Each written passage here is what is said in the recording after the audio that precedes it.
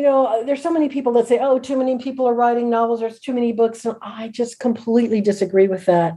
I think all of us are compelled to tell stories, and a lot of us really, really want to write novels. And I think the art of the novel is crucial to our hearts and our soul. Write your novel. If you need permission from someone to write a novel, I am giving you permission.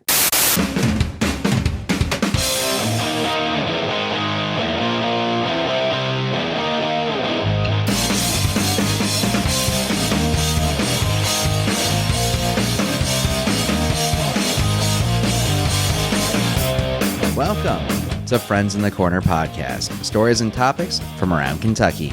I'm your host, Dan, coming to you from beautiful Lexington. Happy to be with you guys again for another episode of Friends in the Corner podcast, and we have another phenomenal interview for you guys here today, as we're going to be talking with author and novelist Lynn Hightower, and a little bit about her brand new book, The Enlightenment Project. And I'm excited to be back with you guys again for another episode. It's been so busy right now with Friends in the Corner over the last couple weeks, getting things ready, getting new episodes going. And it's awesome when you start to see some of the fruits of your labor start to grow. In the last couple weeks, we actually got our very first global podcast recognition recently on Insight with Chris Van Vliet. Yes, Chris Van Vliet gave us a shout out on his February 24th show.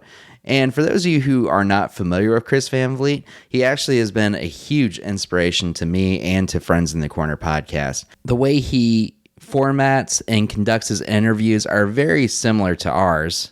And I was blown away to hear him announce our podcast on his podcast. His podcast has reached all across the world in so many different countries, and I'm just so thankful. So thank you, Chris, for taking the time to give us some recognition. Go check him out, Insight with Chris Van Vliet. You can find him on Spotify and Apple Podcasts. And it's that type of stuff that just energizes me so much to continue to grow the show, continue to put my best foot forward, and continue to do the best interviews I possibly can. And I genuinely feel like today's episode is one of those, as we're going to be talking with Lynn Hightower. Lynn is an author and novelist from Lexington who studied under the legendary Wendell Berry at University of Kentucky and has authored a number of different series. Her most recent novel that she's released is called The Enlightenment Project, which she highlights here for us today. Lynn tells us a little bit about her new book that's just been released. She tells us a little bit about what got her inspired into writing in the first place, what it was like to work underneath Wendell Berry at UK, and she even tells us some of the things that she learned from her research from the Enlightenment Project, including the dives into the world of exorcisms in the medical realms. It's a phenomenal interview. I'm excited for you guys to listen to it here today. If you want to learn more about Lynn and want to check out the Enlightenment Project, you can go to www.lynnhightower.com to find more information. You can follow her on Twitter at Lynn S. Hightower. Follow her on Instagram at Lynn Hightower Author. You can also follow us on all of social media at FITC Podcast. And to check out previous episodes of Friends in the Corner, go to www.friendsinthecorner.com. But it was great talking with Lynn on this episode of Friends in the Corner, and I hope you guys enjoy it too. And I say, without further ado, let's bring in the guest of honor right now. Ladies and gentlemen, Lynn Hightower. And we're joined by author Lynn Hightower today. Lynn, how you doing? I'm doing great. How are you doing? I'm good. Just trying not to get swept away in the rain out here today. I know they're predicting tornadoes, but that's pretty much business as usual in Kentucky. I'll take this before the snow. I'm done with the snow, though. Oh, I am over it. Well, Lynn, it's so great to have you on the show, and I'm very excited to connect with you and meet you and get to learn more about you on this episode, and even introduce you to my listeners as well. So I'm going to start with the hardest hitting question I can ask you first is who you are and where you're from. Okay. Well, I'm a novelist, and I have been since the fifth grade when I was writing my first novel during geography and math class. Um, I wear jeans to work. I tell lies for a living. I share an office with a giant German Shepherd who manages my schedule. Um, I was born in Tennessee, but I grew up in Kentucky, and my mother's people are from Danville and Paris. So that's me. That's awesome. So yeah, so you kind of like me. So you're from Tennessee, but you came to Kentucky. I'm from the other side of the river. I'm from Ohio, and I moved down here, and I've fell in love with Kentucky ever since. Oh, I know. My husband was French, and I used to take him to Keeneland and all along the back roads in Old Frankfort Pike until one day I said, "Come on, you want to go back to Kentucky with him?" And he says, "Okay." So yeah. So what is it that brought you from Tennessee to Kentucky? Oh, well, I was a little kid. I went where my parents took me, right? Oh, right. Well, yeah. So, okay. Where you got to go. Yeah. All right. So where the family goes, they go then. So That's exactly right. Exactly right. well, Lynn, we're excited to have you on here and to talk to you about your career. We're here to talk about your books that you've written, and most importantly, we got a new book that you've just released that we're going to be talking about here, the Enlightenment Project. Yes. So could you tell my listeners a little bit, give them a little snapshot of what the Enlightenment Project is? Well, I'd love to do that. All right, let me ask you a question. Yes, ma'am. Dan, Yeah. have you ever known anyone who is possessed? I don't think I have. Okay. Well, let me introduce you to Noah Archer, who's the protagonist, the hero of my novel. And he was possessed as a child, and it's always haunted him. And so he becomes a neurosurgeon, and he is doing scientific studies and research to create enlightenment on demand by stimulating various neurons in the brain. And this is actually not an unusual research, and it's being done. I thought I made it up, and then I researched and I found out, oh, yeah, it's happening. So this is a real practice. It's a real practice. And Wow. his reasons for doing it are to treat patients with chronic depression or addictions or mental illness, or give them spiritual strength to deal with what he dealt with as a child, being possessed. And there is right now a new treatment for chronic depression that pretty much does exactly what he was doing. It's a 5-day treatment, stimulating certain neurons in the brain, and the results are astounding. Huh. But what happens is that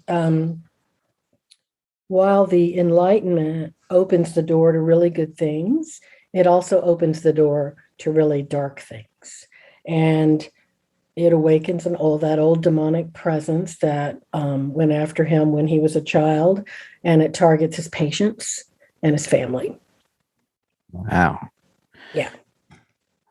Well, it's crazy. It sounds like a bit of a journey through this whole process. I know I read. It actually is. Yeah. And I read something you wrote about the Enlightenment Project. You said, it's reading The Exorcist is like, well, what if that kid grew up? What would happen to him? And that's kind of I believe what you said is where you're kind of taking the direction of Noah Archer. Exactly. Because I always wondered, when I started researching, because the movie terrified me. And I saw it at the old Turfland Mall Theater years ago when there was a Turfland Mall. Mm-hmm. And it was the power went out. There were big storms, but the theater had a generator. So the whole city's in darkness, and there's just some of us watching The Exorcist, and it was absolutely terrifying, just terrifying.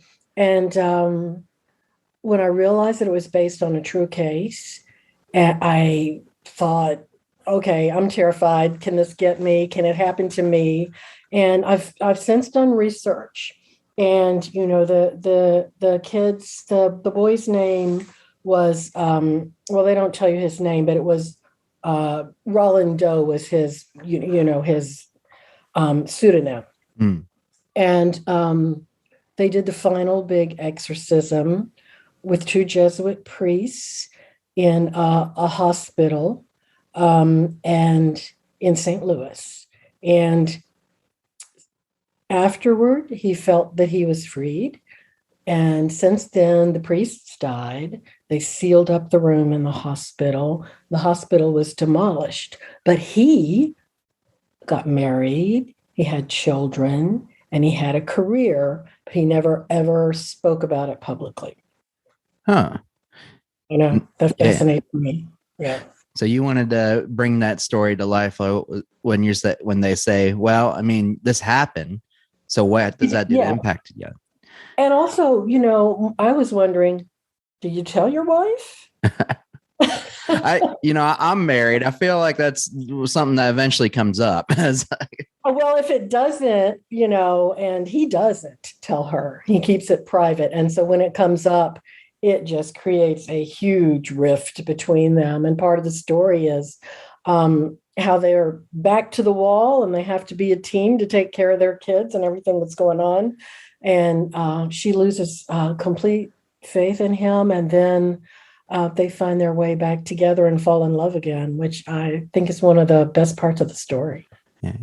So I know we talked about The Exorcist as one aspect, but what is it that was the nucleus that inspired this novel for you that's brought it to life, I would say?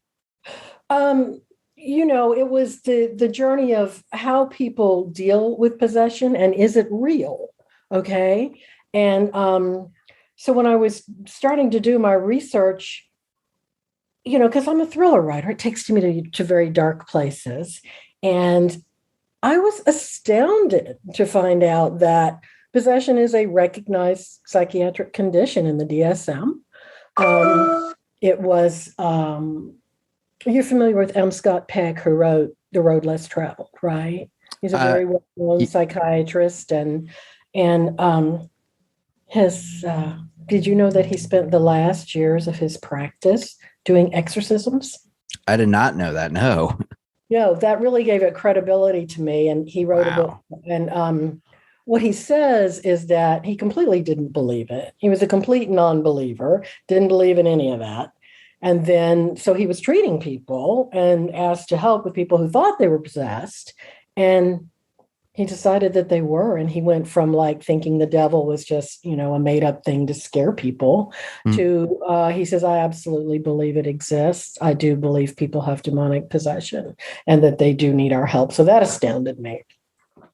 Did you know that 500,000 people in Italy will undergo possessions in a year? 500,000? No, I've never heard that before. That's crazy. No, I mean, the statistics are crazy. Yeah. The statistics are crazy. It's become very mainstream, you know. You'll find exorcists on Zoom. You'll find them on YouTube.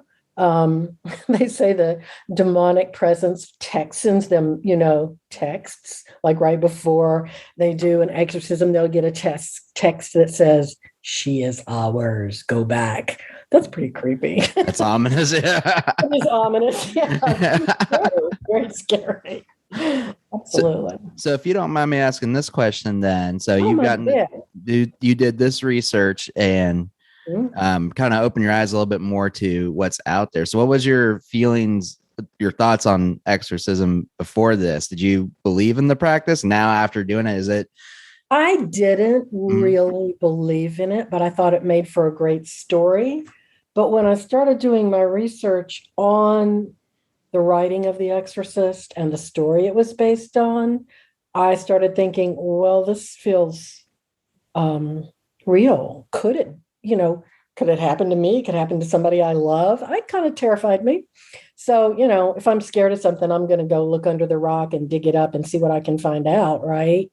And I was just shocked that so many people feel under demonic attack. I have a letter on my desk from the Diocese of Orange County, California, from their exorcism team. And what they told me is with the pandemic, that there are a lot of people, good people that didn't ask for this, who feel under attack.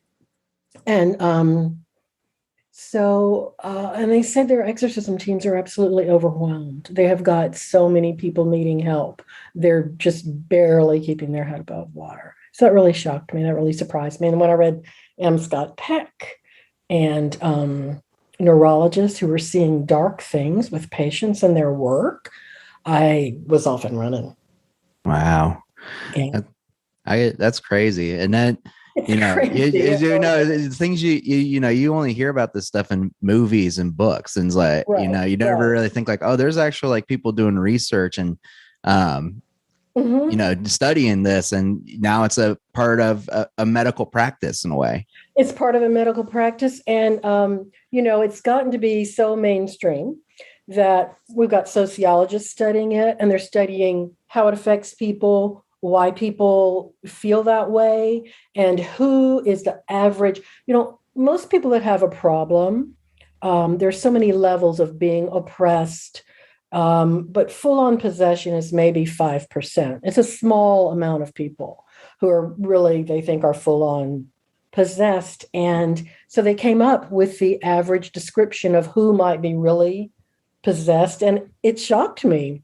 Male between the age of 40 and 50, highly educated, extremely successful in their business. So these are not hysterical fringe people who are off with a mental illness and not functioning in life. These are high functioning men who are often in so deep that it may take, a lot of exorcisms to free them up. Wow. I know. That's crazy. So somewhere maybe Elon Musk has some possessions he needs to I'd say he's a prime candidate. Well, the Enlightenment Project is your newest book that you have coming out here. And just to remind my audience, when is that book coming out? March the 1st.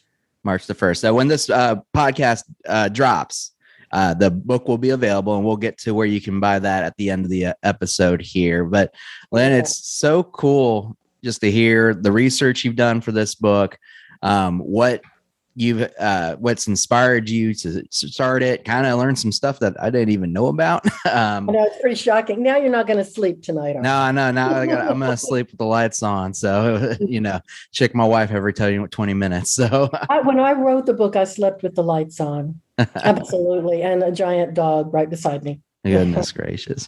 Well, and it's kind of interesting, like the subject matter you're writing about. And when, we live in Kentucky, this is the Bible Belt after all. So very kind of interesting, realms absolutely. Around. So absolutely. Thank you for checking out Friends in the Corner podcast, stories and topics from around Kentucky. If you like today's episode, please consider giving us a review on either Apple Podcasts or Spotify. And to hear more episodes, go to www.friendsinthecorner.com. So, Lynn, we've talked about a little bit about your book. I'd love to talk about you specifically more. I know you said at the start that you're a novelist, and you studied at UK, and you studied under the legendary Wendell Berry. I know I did. So I'm sorry. I was 16 years old, and I just stormed the campus looking for every writing class I could take. And naturally, I wandered into his classroom. Yeah. Well, he was so awesome. He's still with us. Yeah, but I mean, as a teacher, he's not. I don't think he's teaching anymore, of course. But he was a wonderful writing teacher. A little scary, but wonderful. That's most of my college professors. But what was it specifically about him that, and you think had such an influence on you as a novelist and a writer? And what do you think he taught you that you still use to this day? Pretty much I use everything he taught me. He has, as soon as I signed up for his class, I grabbed his books and started reading them. And then I was terribly intimidated because I thought, wow, this man is the real deal. And I was in awe of the work he did.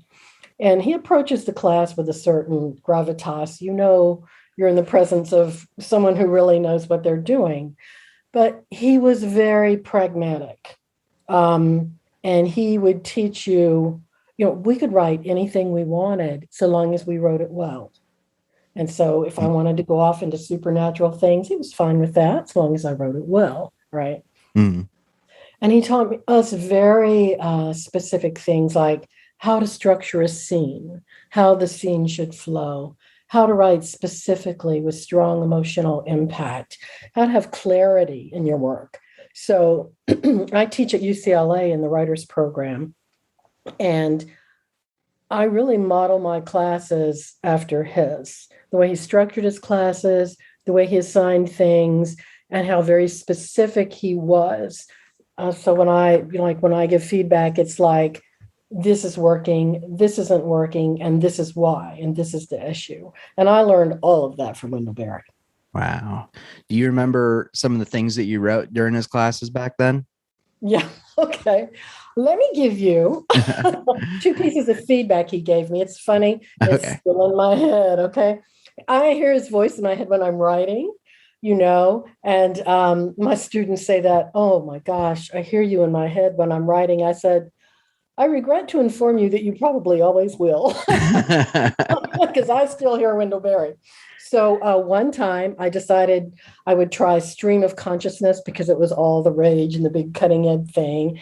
And so I was writing a fantasy novel and I went into this long stream of consciousness thing. And he wrote in red ink, underlined with exclamation points, "This is nonsense." And so I never did stream of consciousness again. But then I wrote a very mysterious supernatural story about a woman who was just absolutely convinced she could fly, and everybody was terrified she was going to jump off a building and get killed. And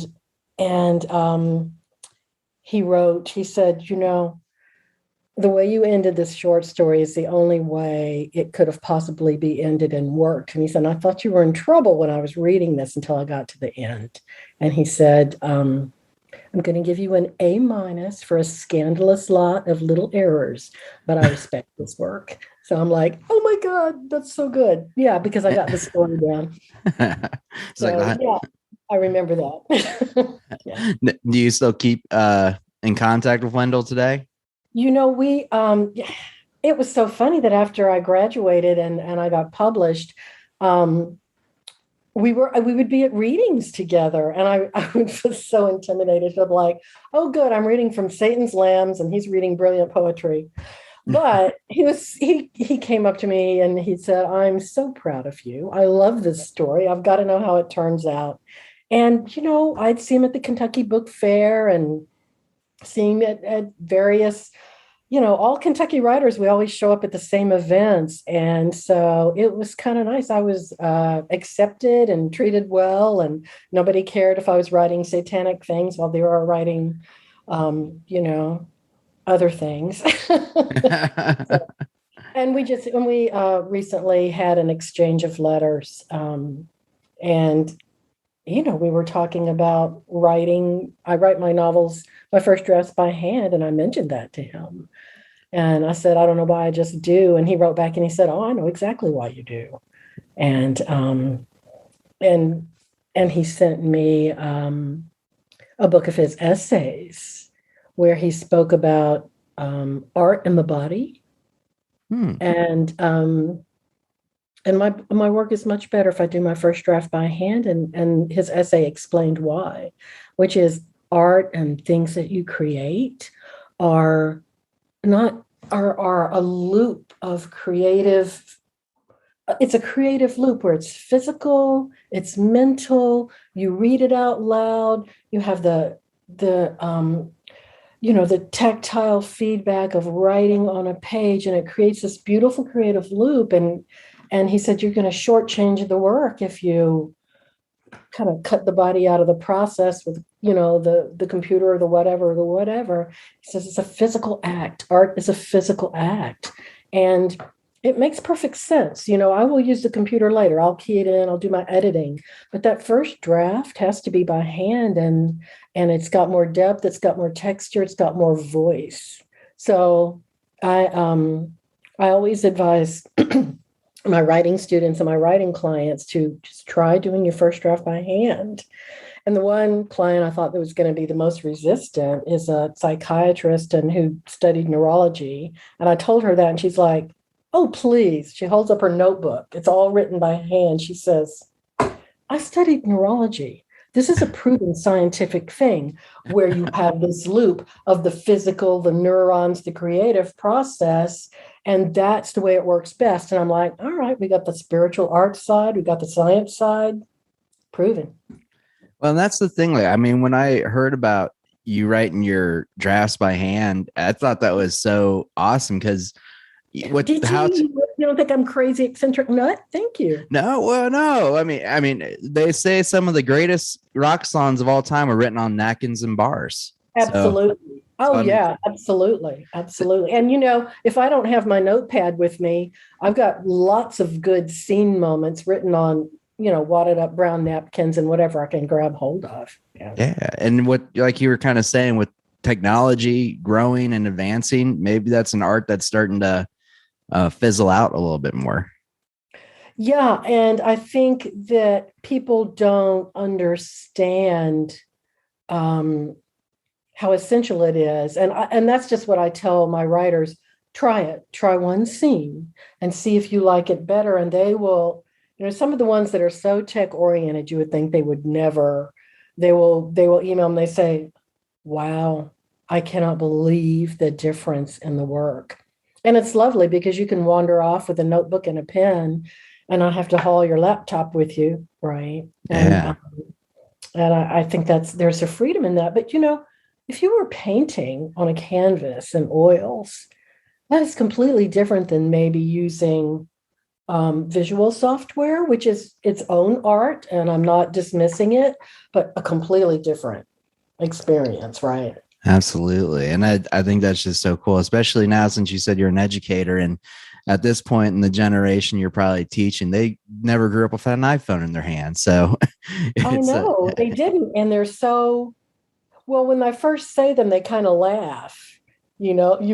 Are you serious? You write by hand? I said, I do. And I said, and I'm going to tell you to try it. And they will. And some of them are so thrilled. They're like, it's just a whole different thing. wow. And some of them are like, no, I'm writing on my computer. And I'm like, we will respect your process. Well, Lynn, we've talked about the Enlightenment Project here, and you were talking about some of the short stories that you wrote with Wendell Berry. But you've also have a number of other books and other series that you've written too, including the Sonora Blair and I want to make sure I don't butcher the names. Sonora Blair and Lena Paget series. Perfect. So Perfect. Thank you. And could you tell my listeners who may not be familiar with your work a little bit about your other series of books that you've authored? Mm-hmm. So Sonora Blair is a single mother homicide cop in Cincinnati. And she's got 2 kids and a 3-legged dog. In fact, after I wrote that book and people would come to my house, they would say, "But your dog has 4 legs." And I'm like, well, I make this stuff up, okay?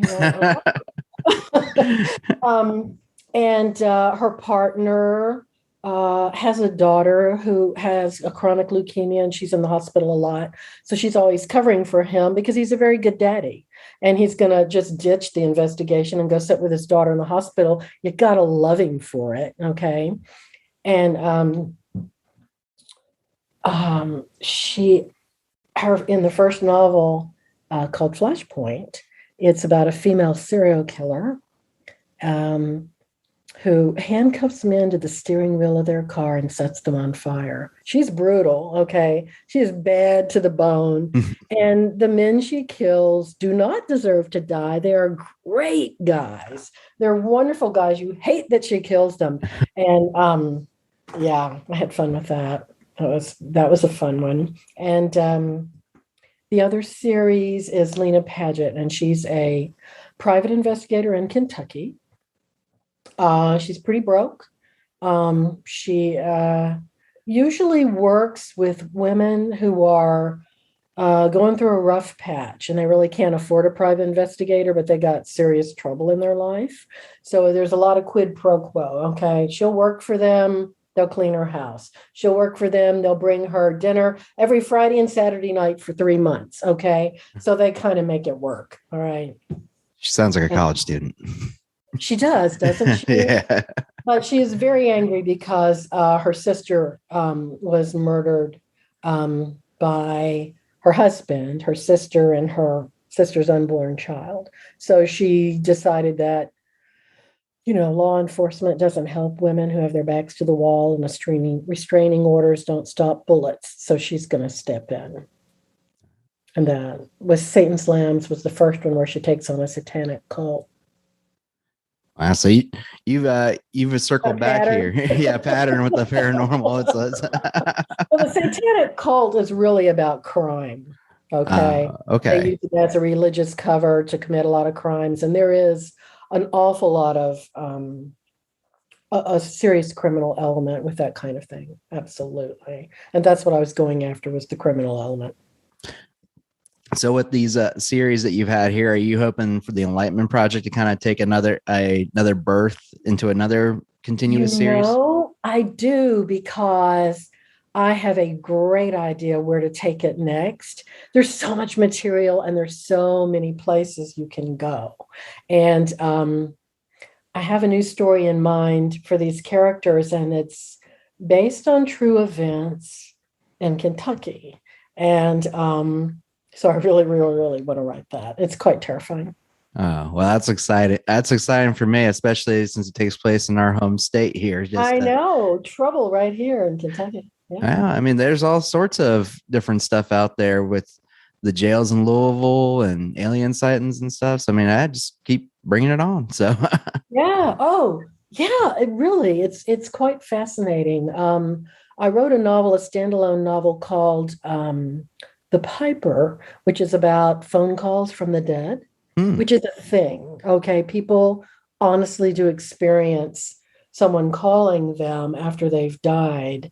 And a lot of what I put in the book is actual, experiences. And a lot of it takes place at the Waverly, that old tuberculosis hospital. Oh, that's awesome. Oh, it's so scary, because when I was writing it, at the time they had a webcam into the Waverly. So I would sit and look at it, and then I would get this awful feeling so I'm looking into the camera. Of course, nothing's looking back at me, is it? And I got so creeped out, I had to turn it off. I'm like, no, this feels weird, and I don't want to invite anything into the house. So I'm going to turn the webcam off. It was fun to take a look, but that's all I need to do for the book. Thank you very much. You're like, all right, that's enough there. Sleep with the lights on again tonight. Yeah, absolutely. I've been brave for 20 minutes and I'm done now. One thing that you talked about is beyond your writing, you're also an educator. You said you teach at UCLA. Is that right? That's right.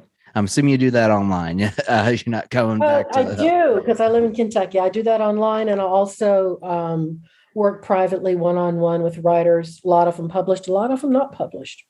So as an educator, what's some advice or tips? I know we talked about handwriting the drafts, but what are some advice and tips you give people that want to become novelists or inspired to write their own stories? Okay, and I have so many, you'll have to shut me down, but one point I really want to make is this. There's so many people that say, oh, too many people are writing novels, there's too many books, and I just completely disagree with that. I think all of us are compelled to tell stories, and a lot of us really, really want to write novels, and I think the art of the novel is crucial to our hearts and our soul. So I would tell you to carve out space, write your novel. If you need permission from someone to write a novel, I am giving you permission. Okay? Now, it's a Wild West show out there in publishing, right? So it's hard and it's scary, but I would tell you that your story is there. It's an entity in a fog all around you. And you just pull the threads and tell the story that only you can tell. I would tell you that, of course, you want to get published. Of course, you want to get agents, all of those things, do your best, but take pleasure from the actual work and the art of the work that you're doing. And just know that your story will find its place in the universe, wherever it is, whatever it is. And to remember that it's always about once upon a time, and your readers will forgive you anything if you tell them a really great story. And the best way to do that is to tell them the story that you wish someone would tell you. That's my best advice. That's awesome. And I like what you said is just to give, if you need someone to give permission, here it is. Here's your permission. Take it and run. Yes. That's how I felt when I started my show. My podcast was, well, I guess I could just wait here and wait there. And then someone just said, well, why are you waiting? Just do it. You do it. Do it. I think that's it. And that's awesome. And Lynn, it's just really cool just to hear the whole story of your process. You're becoming an author, learn about your books, learn about your education. And as we start winding down here, we'll talk about where to find your books and where to find you online. One last question I wanted to ask you, and this is a question I ask all my guests at the end of the show. For me, in this year of 2022, one of the things that I'm trying to work on a lot is to cultivate an attitude of gratitude with everything going on in the world, with how negative it can be. I feel like gratitude is so important. So every day I try to write down or say 3 things that I am grateful for. So in your life, if you don't mind me asking, what are 3 things you're grateful for right now? I am grateful for my puppy dog, Leah, my shepherd. I am grateful for the new story I'm writing, because it feels like a gift when you get a new novel in your head and you can run with it. And I know the pandemic is very hard for people, but it gives me a beautiful solitude and a place to work. And, I am grateful for my little garden. I have a very little yard and a little porch. And every spring I go and fill it up with flowers, like way too many, so that it looks like a flower jungle. And it's like a little sanctuary where I sit on a porch swing and work, drink a cup of coffee, or have a glass of wine at night. I had it. Grateful for. Yeah. And that's what gives you the inspiration for the stories of exorcism. Well, yeah, because I'm always going to turn it into something dark and scary. That's how a thriller works. Well, Lynn, I appreciate talking to you so much, and it's so great to meet you and learn more about you. So my listeners can learn more about you, and so they can find the Enlightenment Project. Tell them, where can they find you online, and where can they find your books at? The easiest thing to do is go to my website, which is lynnhightower.com. And it has lists of all my books, and it has links to anywhere you want to buy them. They're on Amazon, they're at Books A Million, they're at Barnes and Noble, and they're at indie bookstores. So wherever you like to buy books, there's a link that'll take you there, and it's all easy for you to just click and go. You'll get a little synopsis of the book, and you can decide, yeah, that sounds good, or I don't know, maybe I like the other one. And also there's a picture of my dog, which is so awesome. She looks fabulous. And then there's just, fun facts about Lynn. Like Italian and French are my favorite languages, but I only speak Southern. Like a true Kentuckian. Well, Lynn, thank you so much for coming on. I'm excited to read The Enlightenment Project. I hope my listeners are too. And hopefully when your next novel comes on, when the sequel comes out, we want to have you back on here. I would love that. Thanks for having me. It was really fun talking to you.